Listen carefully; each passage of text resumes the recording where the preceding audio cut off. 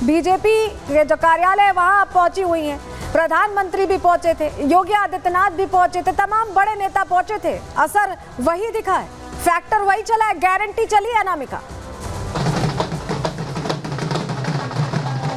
और देखिए सलोनी, इसका असर ये हुआ कि जो बाजी थी वहां पे बीजेपी ने पलट दिया। उसको पलटने के बाद तस्वीर है बीजेपी मुख्यालय की, वो बदल गई है।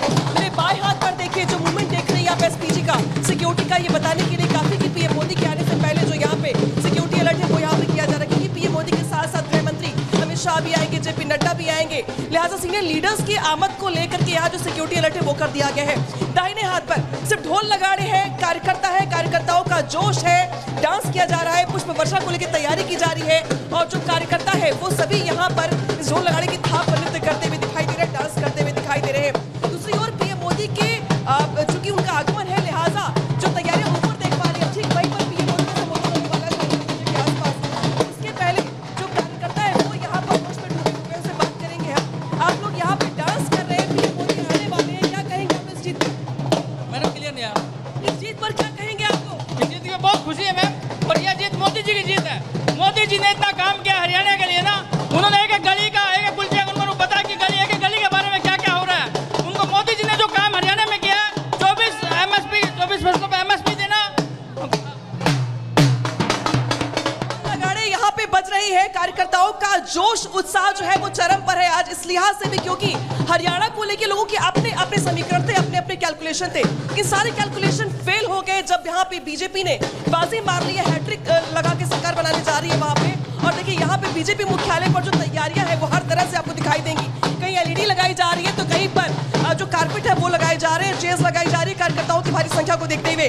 और जैसे जैसे समय आगे बढ़ेगा वैसे वैसे यहाँ पर जो तैयारियां हैं वो आगे बढ़ती दिखाई दे रही है, क्योंकि पीएम मोदी आज आने वाले हैं और पीएम मोदी कार्यकर्ताओं को संबोधित करने वाले हैं। अनामिका, आप बता रही हैं कि कैसे बीजेपी का मुख्यालय तैयार है, लेकिन काजल हमारे साथ अंबाला से जुड़ी हुई हैं, उनका रुख कर लेते हैं। काजल, आपके पीछे तो ऐसा लग रहा है कि उत्सव का माहौल है, इस तरह का उत्साह देखने को मिल रहा है हैट्रिक लगाने पर। जी बिल्कुल, देखिए यहाँ पर अंबाला कैंट से अनिल विज जीतने के बाद, जीत हासिल करने के बाद रोड शो कर रहे हैं, और ये रोड काफी दूर का है जहाँ पर तमाम पब्लिक जो है भाजपा का झंडा लहराती हुई और लगातार ये अपने जो है कार्यालय है उसकी तरफ बढ़ रहे हैं। अनिल विज जी को आप देख सकते हैं कि सबका जो है अभिवादन करते हुए, हाथ हिलाते हुए आगे की तरफ बढ़ रहे हैं। आपको बता दें कि लगातार बीजेपी ने जो बढ़त हासिल की है हरियाणा में, शायद इसका अंदेशा बीजेपी को खुद भी नहीं था, लेकिन ये जो इस वक्त अंबाला कैंट में अनिल विज रोड शो करते हुए नजर आ रहे हैं, वो इस वक्त तस्वीरें आप देख सकती हैं किस तरीके से पब्लिक का जो है वो हुजूम जुटा हुआ है और लगातार लोग उनसे मिलने की कोशिश कर रहे हैं, फोटो खींचने की कोशिश कर रहे हैं और लगातार उनकी गाड़ी आगे बढ़ रही है। वो लोगों का अभिवादन करते हुए नजर भी आ रहे हैं। इन तस्वीरों में इस वक्त देख सकते हैं किस तरह से जोश में लवरेज है बीजेपी के जो समर्थक है, या फिर यूं कहे कि अनिल विज के जो समर्थक हैं वो लगातार नाचते हुए। आपको बता दें यहाँ पर ढोल नगाड़े के साथ डीजे भी बज रहा है जिस पर नाचते हुए लोग आगे बढ़ रहे हैं। इन तस्वीरों को मैं बोलूंगी कैमरा पर्सन से दिखा रहे कि जहां पर लोग लगातार ढोल नगाड़ों पर नाचते हुए नजर आ रहे हैं। ये इस वक्त तस्वीरें अनिल विज की विधानसभा कैंट अंबाला कैंट की है, जहां पर वो रोड शो करते हुए नजर आ रहे हैं और लोग लगातार जो है यहाँ पर पूरी एनर्जी के साथ जयकारा लगाते हुए और आगे बढ़ रहे हैं, लगातार नाचते हुए भी नजर आ रहे होंगे आपको तस्वीरों में। और यहाँ पर अनिल विज खुद लोगों का अभिवादन करते हुए नजर आ रहे हैं। बिल्कुल काजल, आप हमारे साथ बने रहिएगा। अनामिका सिंह भी हमारे साथ बनी हुई है, ललित भी हमारे साथ बने हुए हैं, क्योंकि ग्राउंड पर इस वक्त हलचल है, वो तस्वीर में हम दर्शकों को दिखाएंगे। लेकिन सबसे पहले बता दें कि इस चुनाव में, हरियाणा चुनाव इसलिए दिलचस्प था क्योंकि किसान, पहलवान, जवान को लेकर इतनी बातें की गई कि ऐसा लगा कि सब कुछ यहाँ पर नुकसान पहुंचाने वाला। लेकिन आप ये देखिए, आप देख रहे हैं राहुल गांधी को, हुड्डा साहब को देख रहे हैं, और ये जो जलेबी की फैक्ट्री है ये खुलने से पहले बंद हो गई है। जी हाँ, शटर डाउन हो गया है इसका।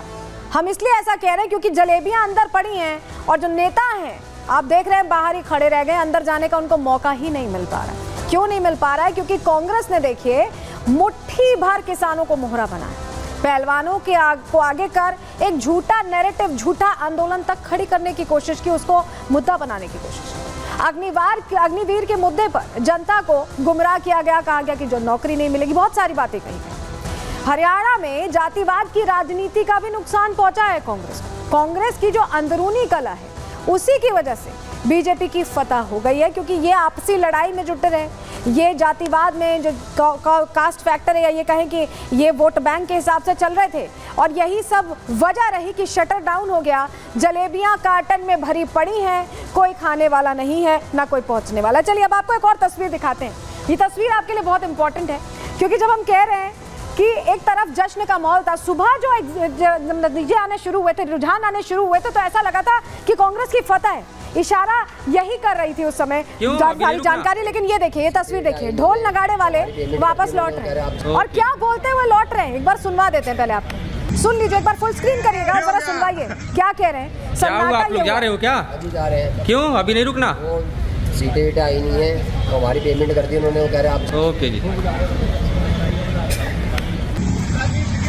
क्या हो गया?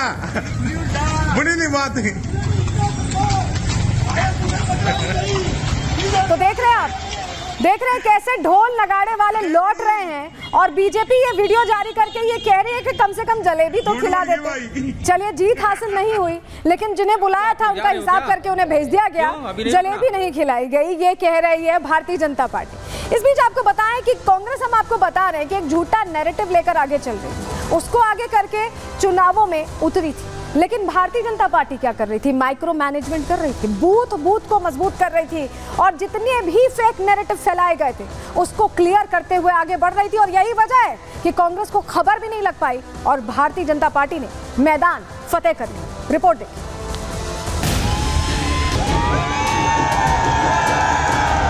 बताओ, इंतजार कर रहे थे इसी दिन का, आज के दिन का, आज के पर्व का, कि यहाँ पर सत्ता को पलटे और कांग्रेस की सरकार। हरियाणा विधानसभा चुनाव में कांग्रेसी नेताओं के ये बयान उनके अति आत्मविश्वास को दिखा रहे थे। किसान, पहलवान और जवान के मुद्दे पर कांग्रेस ने जमकर फेक नैरेटिव गढ़ा। सियासी फैक्ट्री में झूठ की जलेबी छानी गई और उस पर जातिवाद की चाशनी लपेटकर जनता के सामने परोसा गया। चुनावी घमासान हुआ, मतदान हुआ, जिसके बाद एग्जिट पोल आए। एग्जिट पोल के नतीजे देखते ही कांग्रेस के बयान बहादुर ओवर कॉन्फिडेंस के घोड़े पर सवार हो गए। लेकिन आज नतीजे का दिन था।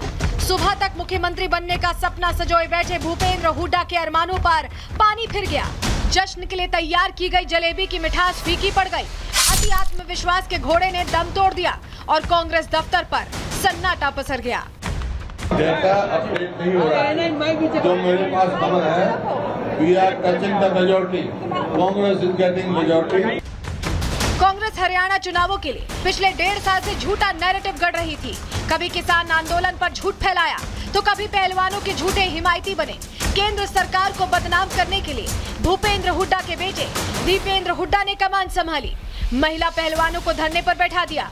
राजनीतिक रोटी सेकने के लिए उन पहलवानों के साथ अन्याय का दंगल शुरू किया गया जो प्रतियोगिताओं में जाने के असली हकदार थे।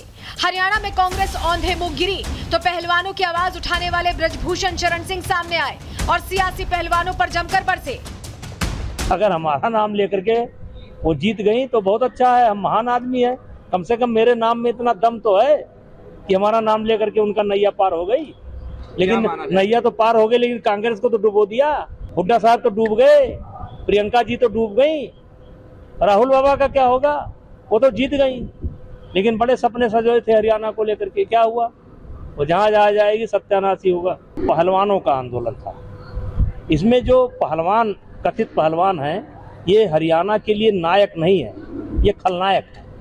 और खलनायक ये अपने जूनियर खिलाड़ियों के लिए है। ये लड़ाई जो हम लड़ रहे थे, उन्हीं हरियाणा के बच्चों की हम लड़ाई लड़ रहे थे, जिसको लेकर के इन्होंने एक झूठा नैरेटिव सेट किया, आंदोलन चलाया। कांग्रेस जहां झूठे नैरेटिव के दम पर चुनावी मैदान में थी, वहीं बीजेपी अपने काम और कांग्रेस की आपसी कलह का फायदा उठाने में कामयाब रही। पूरे चुनाव में कुमारी शैलजा और भूपेंद्र हुड्डा के बीच वर्चस्व की जंग दिखी। शैलजा के करीबियों का टिकट कटा तो बीजेपी ने उसे मुद्दा बना लिया। कांग्रेस में दलित नेताओं की कदर नहीं है, ये मैसेज जनता तक पहुंचाने में कामयाबी मिली। खुद प्रधानमंत्री मोदी तक इस पर इशारों में वार करते दिखे। कांग्रेस से